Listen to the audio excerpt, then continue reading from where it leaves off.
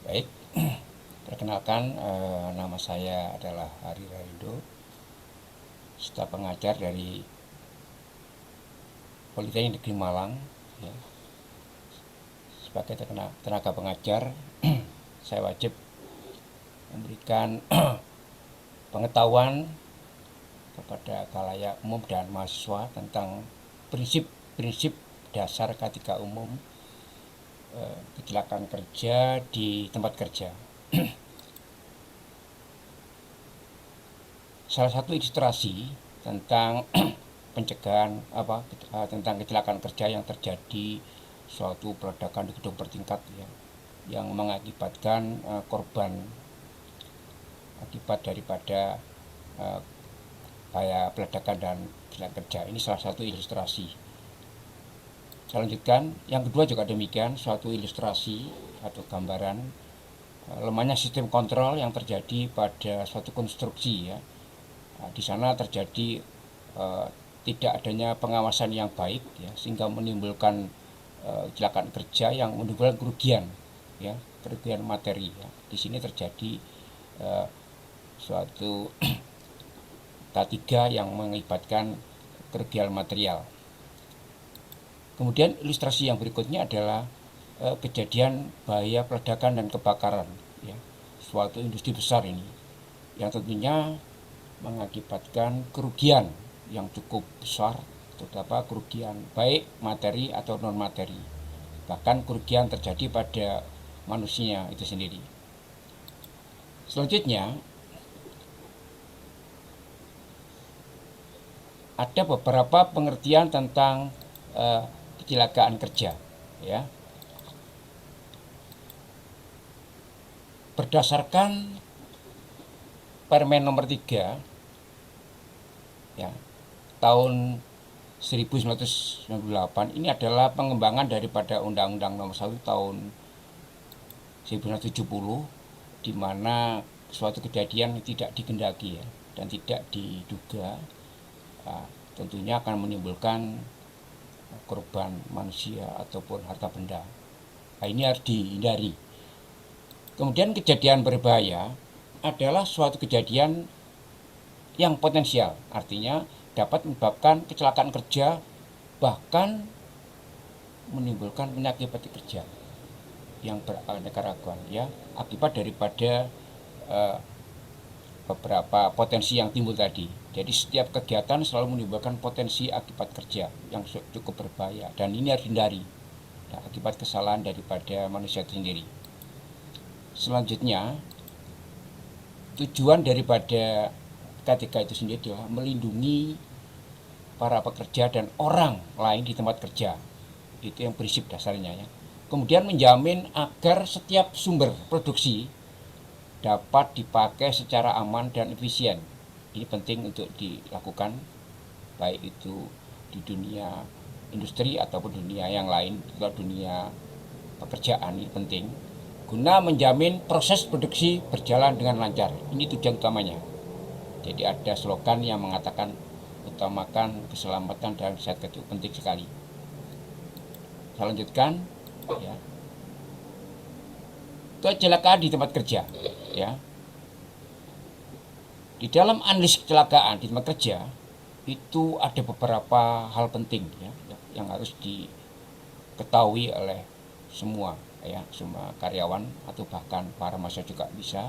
Itu kecelakaan kerja itu sendiri ya, karena celaka itu adalah tidak diduga dan tidak direncanakan, sehingga menimbulkan suatu kerugian baik material ataupun non material. Nah, ini harus dihindari. Termasuk di dalamnya adalah penyakit akibat kerja. Ini yang terjadi dilanggar oleh para karyawan ya. Ya harus memakai alat pelindung diri, tapi diindahkan. Nah, ini harus dicegah ya, karena hal ini akan menimbulkan penyakit akibat kerja yang berkepanjangan. Contoh konkret yang sering terjadi di pabrik-pabrik itu, para karyawan tidak melakukan aturan K3 yang diundangkan oleh Undang-Undang 170. Jadi hal ini akan berakibat timbulnya penyakit kerja ya, harus memakai alat pelindung diri, tidak, alasnya terganggu dan sebagainya. Ini sangat harus dihindari ya. Kemudian peledakan itu sering terjadi juga ya di lapangan peledakan. Mengapa demikian? Seringkali tidak mengindahkan aturan-aturan K3 yang sudah dicanangkan di dalam undang-undang tersebut. Ya, banyak sekali peraturan-peraturan dilanggar. Contohnya penyimpanan barang-barang yang tidak sesuai dengan aturan yang ada, dan gambar-gambar yang sudah ditempelkan poster-poster itu tidak dihindarkan, ya, tidak dikerjakan dengan baik, sehingga akan menimbulkan hal yang tidak diinginkan, termasuk kebakaran di sini. Kebakaran itu sering terjadi akibat kelalaian, ya, kelalaian manusia atau tidak terpasangnya alat-alat, ya, alat-alat kebakaran, ya, alat-alat artinya pencegahan sederhana, ya, yang diakibatkan oleh para pekerja tidak mengindahkan aturan-aturan baik kebakaran, ya, tidak memasang alat-alat PAR misalkan. Nah, ini akan berdampak berbahaya. Kemudian di samping itu ada juga hal-hal yang sangat berbahaya adalah pembuangan limbah. Ya, ini sering terjadi, terutama di bengkel-bengkel itu membuang uli bekas dan sebagainya sembarangan, sehingga akan menimbulkan kecelakaan kerja yang terjadi. Ya, ini sering terjadi. Ya, dan kejadian-kejadian lain yang berdampak terhadap kecelakaan kerja itu sendiri. Nah, hal ini harus dihindari, ya. Diupayakan para pekerja atau para mahasiswa yang sedang melakukan praktek kerja di lapangan atau PKL juga melakukan suatu tindakan aman, ya. Tindakan aman itu adalah diupayakan 0 kecelakaan kerja atau zero accident. Itu penting untuk dilakukan. Selanjutnya, dasarnya adalah dasar hukum, ya, tetap dasar hukumnya, ya, yaitu tetap mengacu kepada Undang-Undang Nomor 1 Tahun 70 tentang keselamatan kerja yang sampai sekarang masih dipergunakan dan masih up to date, ya. Dan ini penting, ada beberapa pasal atau bab, ya, ada 11 bab dan sebagainya, itu harus dipelajari secara detail, ya, kemudian dilaksanakan dengan kesadaran sesuai dengan aturan tersebut. Dikembangkan lagi dengan peraturan yang lebih mendasar, yaitu Permenaker nomor 3 tahun 98, itu lebih mengkhususkan tentang tata cara pelaporan dan pemeriksaan kecelakaan. Itu lebih spesifik lagi. Nah, ini pengembangan daripada Undang-Undang Nomor 170 tentang keselamatan kerja. Ya, karena itu bapak-bapak atau saudara sekalian harus mengembangkan sendiri sesuai dengan aturan-aturan yang telah dicanangkan di dalam keputusan-keputusan atau peraturan-peraturan yang ada di dalam Undang-Undang 170 tersebut. Selanjutnya ada dasar hukum yang lain, misalkan Undang-Undang Nomor 1 Tahun 70 tentang keselamatan kerja, ada beberapa pasal terpenting. Ini saya sampaikan pasal-pasal terpenting yang perlu diketahui, ya. Yang pertama adalah pengurus diwajibkan melaporkan tiap kecelakaan yang terjadi di dalam tempat kerja yang dipimpinnya, ya, pada pejabat-pejabat yang ditunjuk oleh Menteri Tenaga Kerja. Itulah pasal terpenting. Hal-hal ini harus dilakukan, baik itu di perusahaan kecil atau besar, harus melakukan hal ini, karena kalau tidak akan menimbulkan hal-hal kecelakaan kerja yang berentetan, ya. Jadi istilahnya menjadi efek domino yang tidak bagus. Selanjutnya adalah tata cara pelaporan dan pemeriksaan kecelakaan kerja oleh pegawai, termasuk adalah ayat 1, diatur dengan peraturan perundang-undangan. Ini penting dan dikembangkan sendiri nanti di dalam pasal-pasal tersebut. Hal ini diwajibkan oleh para karyawan untuk mematuhi aturan ini. Selanjutnya adalah tata cara pelaporan dan pemeriksaan kecelakaan kerja. Ini pengembangan daripada Undang-Undang Nomor 1 Tahun 70, yaitu Permenaker Nomor per 03 Men 198, ya, yang termuat di dalam kecelakaan, ya, kecelakaan kerja dalam hal ini, di mana pasal 2 tersebut pengurus atau pengusaha wajib melaporkan tiap kecelakaan kerja yang terjadi di tempat kerja yang dipimpinnya. Jadi ada unsur manajemen K3 ini. Jadi kerjasama 2 orang atau lebih untuk mencapai tujuan yang diharapkan, ya. Selanjutnya adalah kecelakaan kerja. Di dalamnya adalah sesuatu yang tidak direncanakan, sehingga akan menimbulkan hal-hal yang tidak diinginkan. Ya, hal ini akan berdampak terhadap kecelakaan kerja yang berentetan. Oleh karena itu perlu adanya pemangkasan hal-hal yang berdampak tadi. Contohnya kebakaran atau peledakan atau bahaya pembuangan limbah. Ya, ini berdampak terhadap kecelakaan kerja. Kemudian kejadian-kejadian berbahaya dan lainnya sebagainya ini perlu dilakukan agar diusahakan adalah nol kecelakaan kerja. Ini penting. Di dalam pasal 3 jelas bahwa pengurus atau pengusaha yang sudah atau belum mengikut sertakan pekerjaan dalam program Jam Sostek diupayakan untuk diikutkan, sehingga akan terjadi hubungan yang harmonis sesuai dengan pasal tersebut, ya, sehingga apapun yang terjadi akan teratasi demi kesejahteraan keluarganya dan sebagainya. Selanjutnya adalah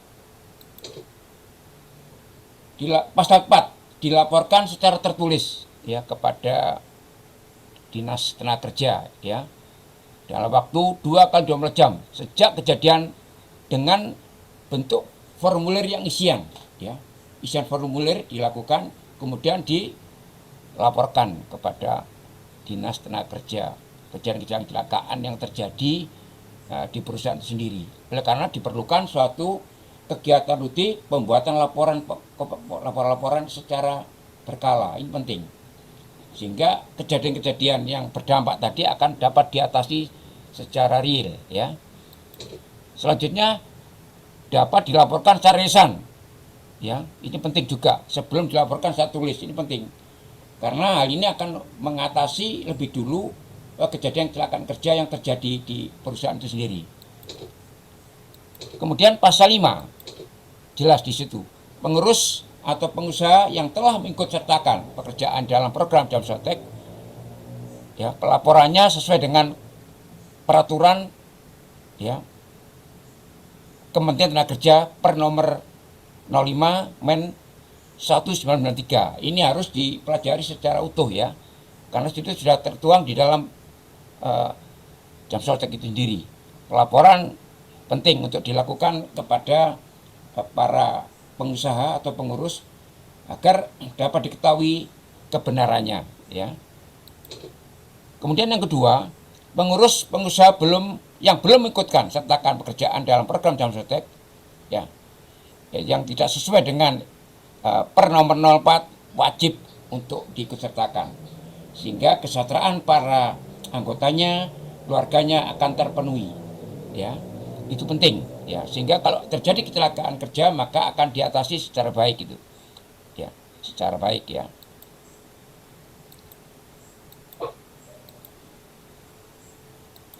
Kita lihat sekarang pemeriksaan kecelakaan kerja, ya, ini penting, ya, segera dilaporkan, ya.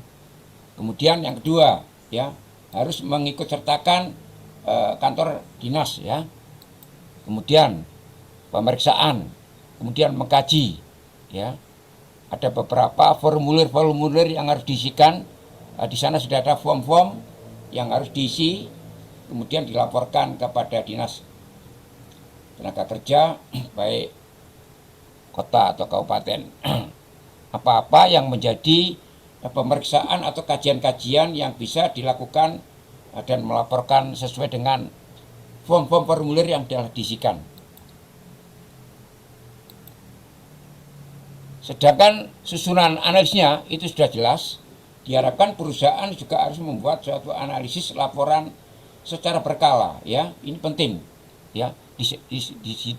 Di dalam pekerjaannya harus disampaikan dalam 5 bulan berikutnya, ya, 3 bulanan, triwulan, sebagainya. Itu harus dilaporkan itu.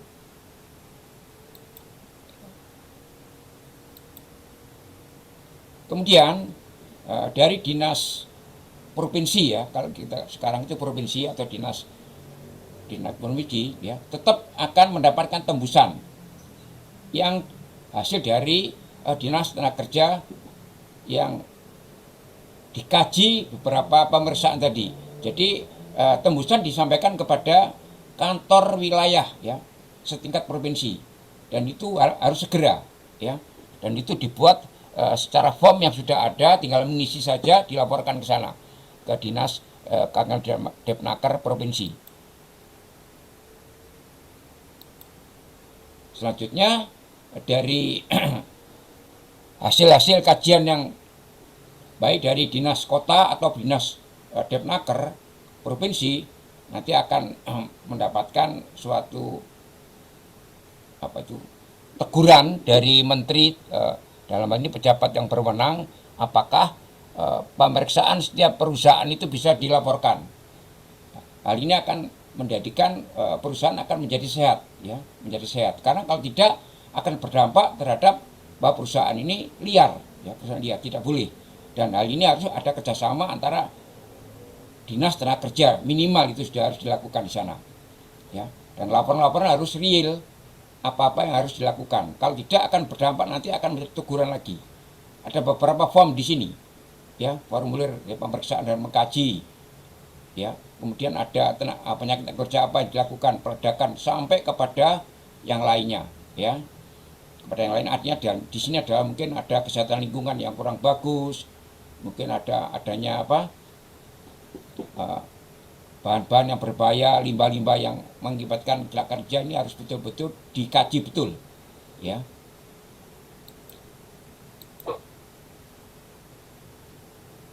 Selanjutnya adalah laporan meliputi, ya. Yang pertama adalah data umum, ini sudah klasik dihadapi oleh semua perusahaan, ya. Kemudian identitas perusahaan, ya, ini penting untuk dicantumkan. Kemudian juga informasi kecelakaan kerja apa yang ada di situ dilaporkan juga, ya, laporannya begitu, ya. Setiap informasi akan diberikan suatu masukan-masukan yang baik oleh dinas nanti kalau dilaporkan. Kemudian keterangan lain yang diperlukan kalau mungkin ada beberapa hal yang mungkin dianggap masih kurang jelas, ditambahkan juga keterangan lain, ya. Kemudian lebih penting lagi data korban, ya, itu juga harus dicantumkan secara benar, ya. Kalau tidak ada dikosongi, ya. Kemudian namanya siapa, kemudian akibat kecelakaannya apa, ya, itu sudah nanti akan mendapatkan solusi dari laporan itu oleh dinas yang berkompeten, ya, dinas yang berkompeten, ya. Kemudian keterangan cedera apa saja, ya, nanti akan mendapatkan ganti rugi. Kalau tidak dilaporkan maka tidak akan mendapatkan ganti rugi misalnya itu, ya. Kemudian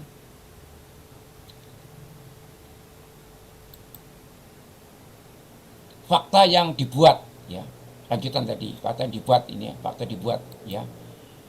Ini adalah ada yang namanya kondisi yang berbahaya. Kondisi yang berbahaya itu akibat dari kelalaian manusia sendiri, ya.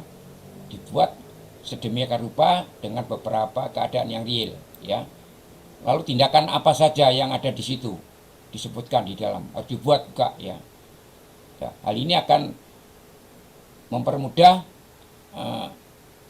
saran dan solusi yang akan disampaikan kepada perusahaan, dalam hal ini adalah industri sendiri, oleh dinas yang terkait, ya.